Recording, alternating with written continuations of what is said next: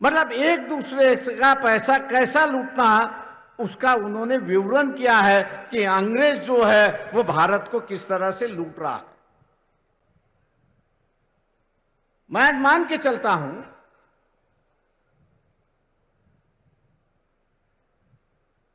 जिसका अब उद्घाटन हुआ, दलित बंधु का जो उद्घाटन हुआ, ये थोड़े बहुत पैमाने पे इस थियरी ऑफ लूट को रोकने की कोशिश की जा रही है।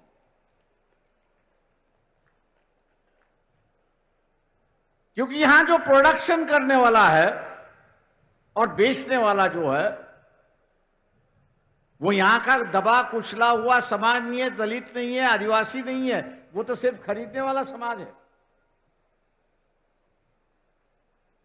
आज उसमें भी एक व्यापार की भावना, कमर्शियलाइजेशन है, उसकी कोशिश की जा रही है। मैं उसकी सराहना करता हूं और मुख्यमंत्री चंद्रशेखर राव जी का धन्यवाद देता हूं कि उन्होंने इस देश को आर्थिक दुर्बलता से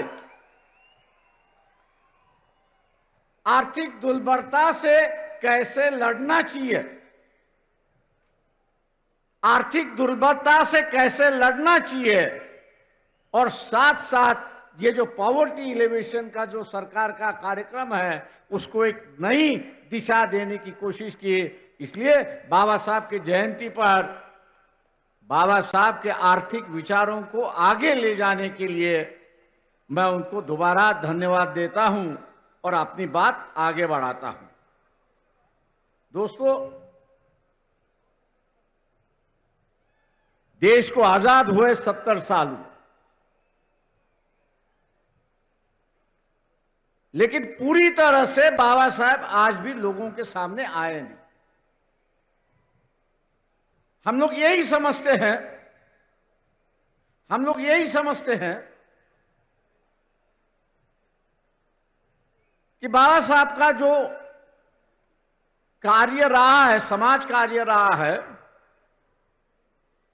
ये दलितों के लिए, आदिवासियों के लिए, आरक्षण के लिए ही रहा है, ऐसी परिस्थिति है।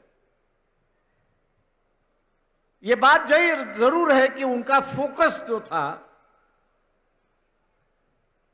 बाबा साहब का पूरा फोकस जो था, वो पूरा फोकस एलिवेशन जो है, दलितों का एलिवेशन करना, आदिवासियों का एलिवेशन करना, और यहां हम लोगों को एक ही माइनॉरिटी दिखाई देती है, वो रिलीजियस माइनॉरिटी दिखाई देती है। इस देश में सिर्फ रिलीजियस माइनॉरिटी नहीं है, इस देश में कम्युनिटी माइनॉरिटी भी है। लोहार है, कुम्हार है, सोनार है, ऐसे कई समाज में गिन सकता हूं कि जिनके गांव में सब 2 या 4 या 5 या 10 घर होंगे, उससे ज्यादा नहीं हो।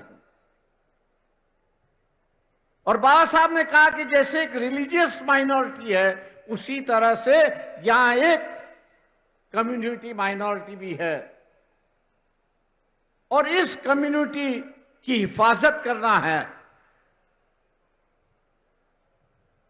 इस कम्युनिटी माइनॉरिटी की हिफाजत करना है। तो उन्होंने 1956 में जब स्टेट रीऑर्गेनाइजेशन कमेटी बनी थी, तो उसको एक न्योता दिया था और कहा था कि state should be reorganised not on the basis, state should not be reorganised on the basis of language. राज्य जो है वो भाषा पर आधारित नहीं होना चाहिए। अगर स्टेट रीऑर्गेनाइज आपको करना है तो पहला उसका वायबिलिटी आपको देखना है, इकोनॉमिक वायबिलिटी आपको उसकी देखनी है, उसकी ज्योग्राफिकल बाउंड्रीज उसको आपको देखनी है, और उसके माध्यम से एडमिनिस्ट्रेटिव यूनिट बनता है कि नहीं बनता है, ये आप పార్లమెంట్ సభ్యుడు వినోద్ కుమార్ గారు ఆయన కావాలి ఓడించడానికి కొన్ని ప్రయత్నాలు చేశారు. హరీష్ రావు వస్తప్పుడు ఉంది. బండి సంజయ్ గారు కేసుకి బండి సంజయ్ గారు యొక్క పాత్ర జీరో. బండి సంజయ్ గారు ఆయన లేదన్న పాత్ర నేను చెప్తున్నా, రికార్డ్ ఇస్తున్నా. పార్లమెంట్ ఏరియాలో ఎన్ని ఊళ్ళు ఉన్నాయని కూడా ఆయన తెలియదు. ఇప్పుడు తిరుగుతా కదా, పబ్లిక్ లో తిరుగుతున్నాడు ఇక్కడ.